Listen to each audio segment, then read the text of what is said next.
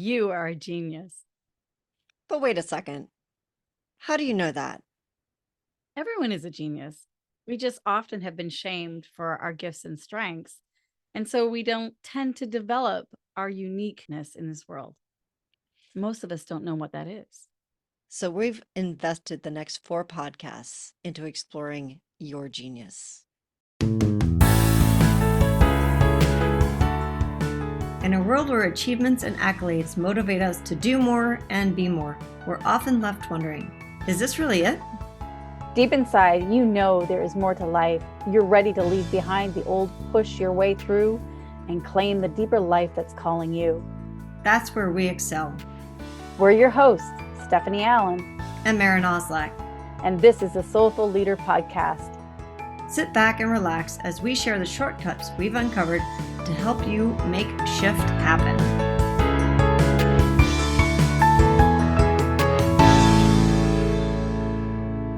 Welcome back to the Soulful Leader Podcast. My name is Maren. I'm here with Stephanie. And we've been having a really fascinating conversation over the last couple podcasts about genius and business. Like, how does anyone own their genius and still run a business, be in business, work with other people?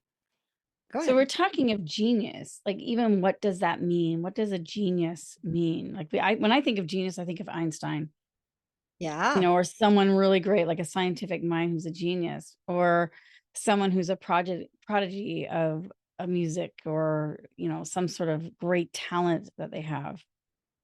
And when so I think of that, I think, oh, that's not me. interesting. I think most of us think, oh, that's not me.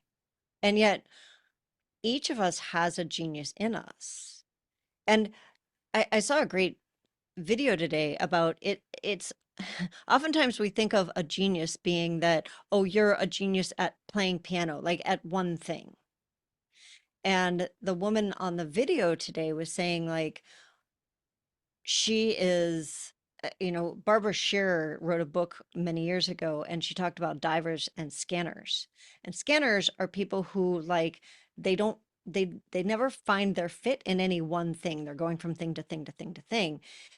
And they still have a genius. Oftentimes, their genius is putting things together, Mm. where others don't. Like when you go deeply into one thing, you oftentimes don't see the cross connections between things. So the scanners, the people, so that's what I mean about genius is it doesn't have to look any one particular way, and everyone has a unique genius inside Well, of them. because I think a lot of times we get judged, we get ridiculed for, oh, you're a scanner and you're kind of like a jackknife. You're a jack of all trades, master of none, and you should find your thing. And Right. then other people find their thing and they're too cut off from the rest of the world. They're too, you know, you need to broaden your awareness and be open to all these other things. So it's like we get so projected onto from the outside world.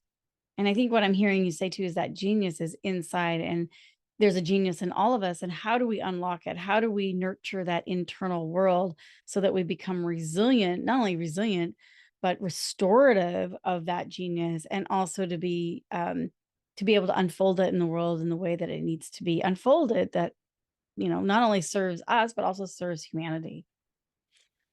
That's exactly it. And what I found is that oftentimes when we think in these terms, it's not directly related to business.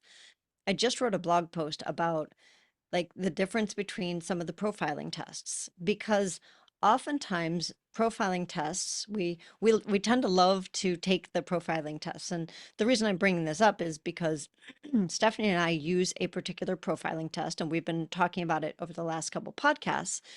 And somebody asked me, well, what's the difference between that and like human design or an Enneagram?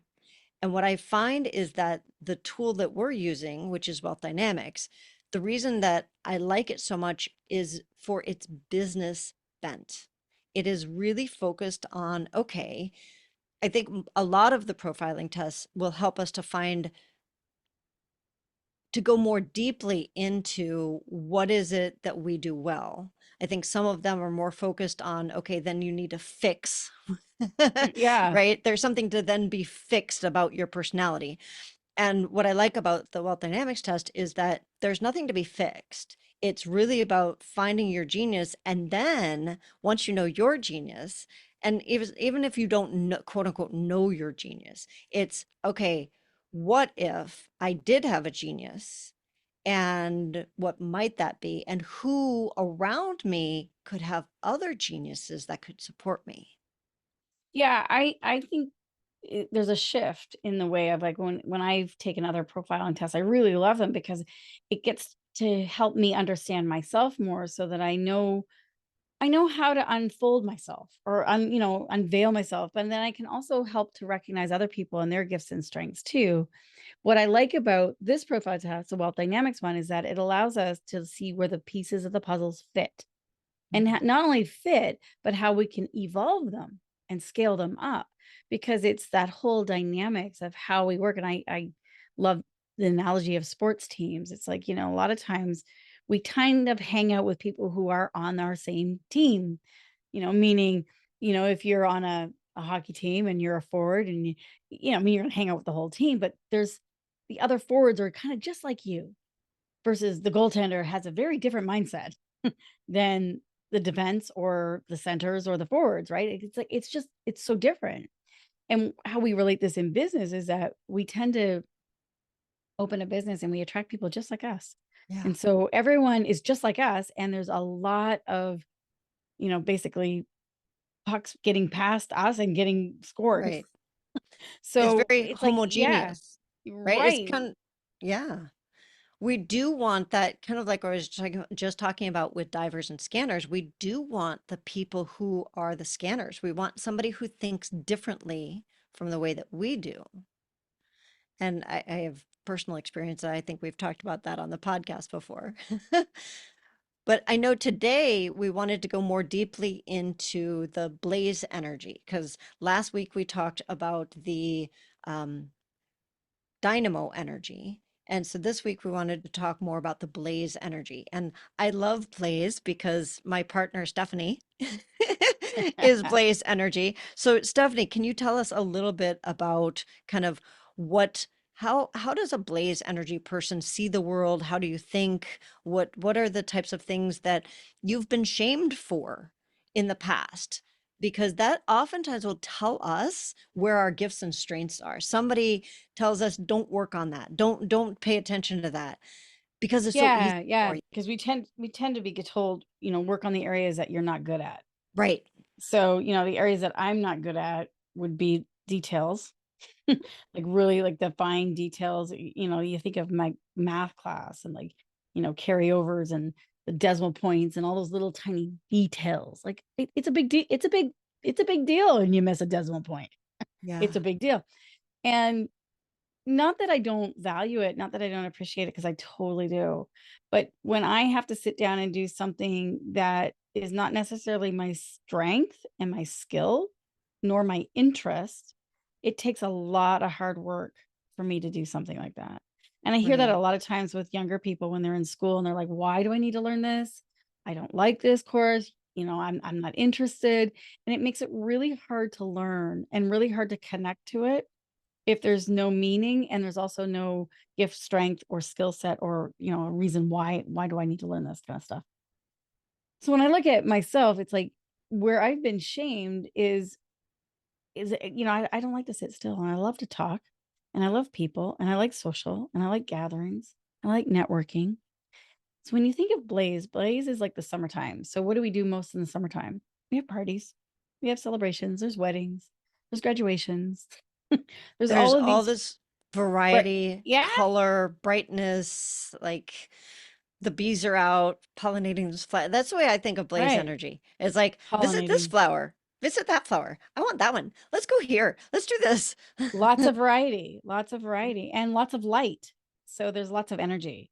So we tend to be more likely to be diagnosed with ADHD, even though that ADHD may or may not be true, but it could actually be our genius in the way that it isn't about going deeply into one thing, but that one could pollinate a lot of information, and there's a lot of variety, a lot of joy. So one of the main I things is love having this. fun, and celebrating. If you think of Blaze Energy is like the cheerleaders. Like they're celebrating everybody. They're so excited for someone else's success. Um, they're interested in how they can support you or grow your idea, but they're not always the first one with the idea. Meaning when we talked about the dynamo energy, when they were asking the question, what in the dynamo, what are we doing? What wants to happen? Blaze energy is more saying, well, who could benefit from this? Who also has all the information that's already doing this that we can learn from? So it's asking the who question, or who do I need to become to be able to do this or do that or become this? So it's asking a who question. And so like they're the party they're the party gatherers, and they're the ones that develop conversations and interests. So I know, like, one of the things you've told us in the past is that when you were in school, you were always told to sit down, be quiet, Oh stop yeah. talking to everyone. I When was too you, I was too interested going around and finding out how everybody's doing and what they're creating so I could get ideas. Like, that I think that's one of the things too as a Blaze Energy. Not that we don't have ideas, but we have people ideas. We and don't have, you cross yeah, pollinate other people's ideas, and that's what right. bees do, right? They cross pollinate. You're going from this flower to that flower to that flower, meaning people, and you're cross pollinating things, and you're mixing fields and energies and people, and oh, you need to know this person, and you're great networkers. And you, okay, so you don't sit down, sit still very well. That's okay. I have done my best work in coffee shops or at Mm. parties. I will literally fill my practice by going to a party or a coffee shop and even doing work in a coffee shop. Next thing you know, I'm signing people up for this, that, or the other thing, or I'm making those connections. I'm pollinating. I'm like, oh, you should, I was hearing this conversation over here. I'm like, have you heard of this? Or you might need to meet this person. Here, let me pass on their card. Like it's kind of I get so much joy out of that. So here's what I want to point out about this is when we are being taught in business of how to do something, Mhm. we may be being taught by somebody who's not in our energy. So here's a great example. Stephanie just said she fills her business by going to a coffee shop. So if she was not aware of the fact that there are all these other energies, and that is what worked for her, and you came to her as a business guru, and she was going to teach you how to fill your business. Like I said, if she wasn't aware of the fact that there are other ways to do it, she would be teaching you this one way. And for at least three-quarters of the people out there, that won't work. Well, exactly. If it's not something like I often say I'm a shy extrovert. So it's not like I have to push myself actually to be extroverted. But once it's like a wheel in motion, like going down the hill, I'm like, ooh, now I've got momentum. I'm like, oh, now I'm having a great time. It's hard for me to stop. And I love it. And I come home and I'm like, wow, I got so much done. And Well, here's an and example. the reason Yeah, it won't work for everybody is because not everybody is blaze energy. So for right. me, I'm dynamo energy. I would not be able, I could replicate exactly the things that Stephanie does, and it And it won't would work. not work for me Yeah. because Yeah. that's not the way I'm wired. And yet we try to fit ourselves into this guru and that guru, and but this person said I need to do, and are they saying the right thing for not only who you are, but where you are right now in your business? There's all these layers, right? Absolutely. And blaze energies, you think about fire. So dynamo energy is wood and blaze energy is fire. So someone who is a dynamo energy is asking what are we doing? What they're coming up with creative ideas. They're actually putting wood on the fire. And the fire is illuminating, it's burning hotter and brighter, and it's attracting more people to the bonfire, Mm. which is exactly what it does. And what I find sometimes is that as a blaze energy, because I don't always come up with an original idea, I get inspired by somebody else's idea, and then I'm already now attracting who could be benefited from that. And what I find is that sometimes people will project onto me thinking, well, you're not settled down, you're not focused. You need to sit down, you need to focus, you need to make this happen. And that can be true sometimes. That can be very true.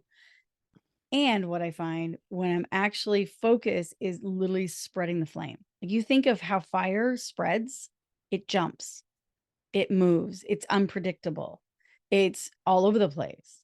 It's hard to contain. It's nice to contain, but then it burns more intensely and upward, which is great too. But if you think of the fire energy, that's what you're working with. And if you have an idea, you definitely want someone who can illuminate it.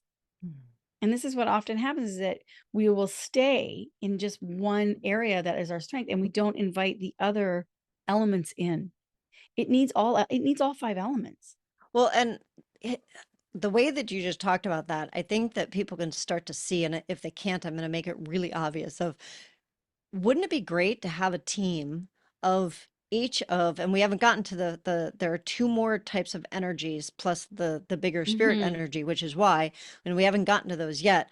But having a team of, say, for example, a dynamo person who's got the idea, and then a blaze person who then puts fire under that idea and gets it and illuminates it and attracts people. And then Mhm. the tempo person, which we'll talk about next week, is going to ground that idea and make it very solid and embodied into the world. And then the steel person, who we'll talk about the week after, is the person who's going to systematize it so that it all is working like clockwork. And you can see that, like, none of them is going to actually think the way that any of the other ones do. So Thank they may not, goodness. right. And Thank there goodness. may be some conflict. And we've talked about it. The conflict is actually where all of the greatness comes from, right? That's where all of our growth and transformation comes from, conflict. So there may be some conflict. And that is what makes just an absolutely brilliant team. So what happens a lot of times with dynamo teams, because they can be largely dynamo creating. So if you think of the C words, so dynamos create, blazes communicate, Hmm. tempo energy, which is your earth energy grounding it, they're actually going to care and literally follow through. So they're caring and being in service. And then the steel energy, which is more inward, more collecting the data, they're collecting, but they're also controlling. So they're literally organizing it and systemizing it and controlling it and counting it, so to speak. So if you think of those C words, and I've seen this a lot of time, like you're talking about teams. Maybe you have a blaze team, but now everybody in the blaze team's out there talking and socializing, but nothing's getting done. And Nothing's happening. my team was, everybody was dynamo and everybody had all kinds of ideas, but nobody was actually doing anything. So Well, it's like they have all kinds of ideas, but they're lacking the communication. yeah.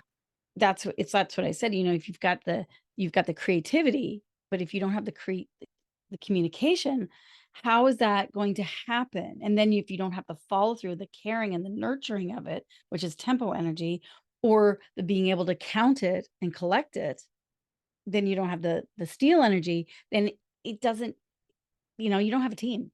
You don't Right. have a team. And I think that for most solopreneurs or even small businesses, we can really relate to that, because there's a place where we get to a certain point and then it just feels like it falls apart or we get stuck. And so one of the And things that's that you when we could look often at, give up. That's when we give up, or we right? get frustrated. Yeah. Or we try to do something outside of our own flow. So at the beginning of the conversation, you asked me, what is genius? And when we're in our genius, we're in flow. What is flow? Flow is when things, it's not that it's easy, and yet it is, right? So, for example, with Blaze Energy with Stephanie, one of the things that she found was that in her best flow, she would study by interviewing people, Oh yeah, by conversations.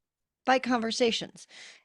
For Stephanie to study by reading a book or having to, like, do it by herself, it's like, what would you Oh, say? Hitting your it's head. It's painful. It's painful, right? painful. It's So painful. she's out of flow, and she can make herself do it. It takes twice as long, 4 times as long. she won't get as good a result. So when she's in her genius, she's in flow and she's doing things that work well for her, right?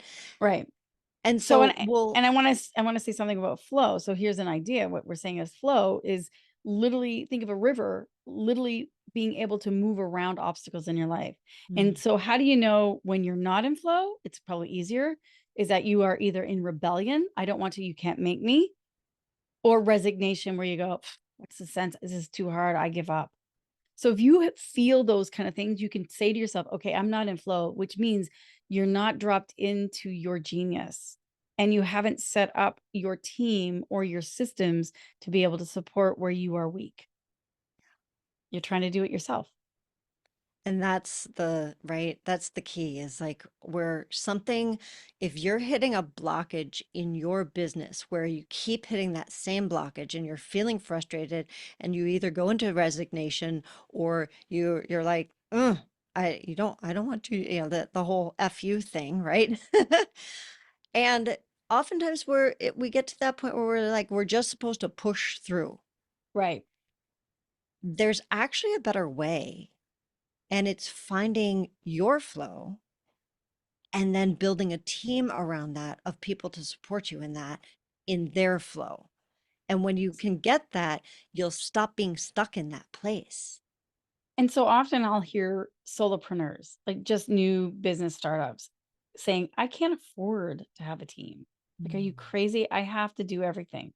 Like we've worked with that, Maren. We've worked with small business and small groups, and they're like, that I can't afford to hire somebody. And we're not saying to hire someone.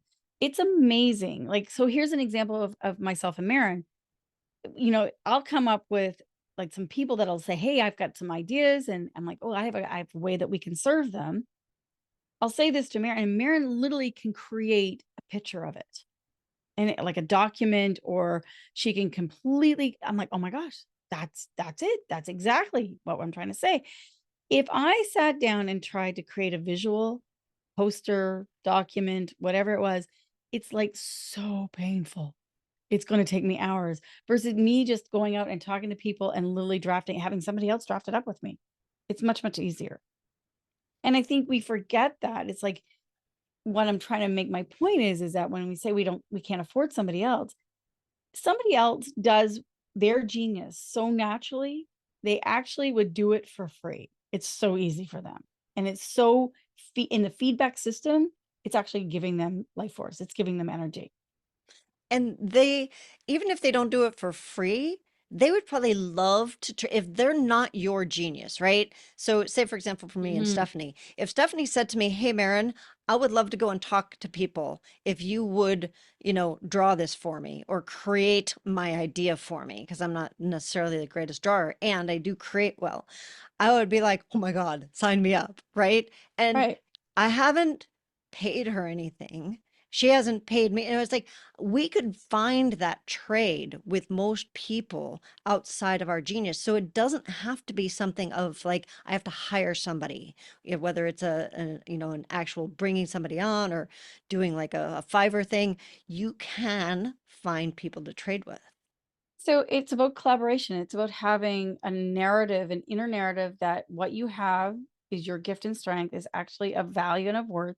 And somebody else has your weakness, somebody else is their genius. And when you can collaborate together and transcend the shame that you should have already mastered everything, that's what shame stands for me, then you can transcend that and you go, wow, we can actually help each other. And I have a perfect example of that. I'm doing some business with a partner of mine who is wildly creative, has deeply studied. And she felt that for me to take registration and talk to people at the front door and sign them up and also follow up with them at the end and be a support to her was literally demeaning to me. And I said to her, I said, no, actually, it's demeaning not to ask me because I love that. And that's a great, like, our perception is only from like, for me as a dynamo, it would be out of my flow. So it would feel a little bit crunchy. It would be like, okay, yeah, Right. I can do it. I can make myself do it. Yep. Yep. And, and there are times when I do because it's important. And I then instead realize that somebody else would be like, oh God, can I please? Right. Right. So we have to change that narrative that asking somebody else for help, that actually they're really good at it and they actually quite enjoy it, is not a detriment. It's actually a benefit to both individuals. So Yeah, raising up to collaboration rather than competition or trying to just do it all on your own. That's really challenging and you don't have to. There are you don't ways to have do to. it. And it helps when you know your genius, because then that way you can go, oh, these are the areas that I'm not very interested in developing skill with, and they don't necessarily give me energy. So who are the people? Here's my Blaze question, right? Who are the people that are interested in those areas? And where can I find them? Which is going to be our tempo question. So if you're interested in doing your free assessment, you can visit our website, thesoulfulleaderpodcast.com, or TSLP, which stands for the Soulful Leader Project, tslp.life.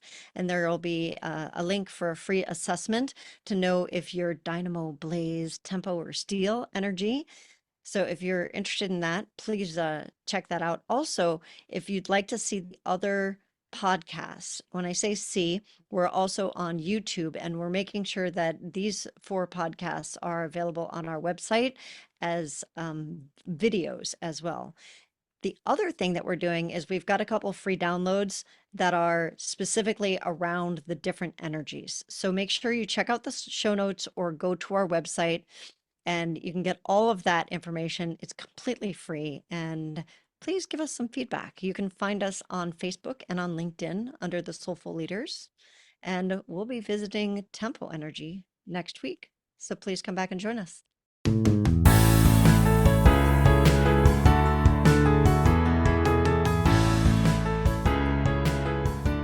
And that wraps up another episode of the Soulful Leader Podcast with your hosts, Stephanie Allen And Maren Oslack. Thank you for listening. If you'd like to dive deeper, head over to our website at thesoulfulleaderpodcast.com. Until next time.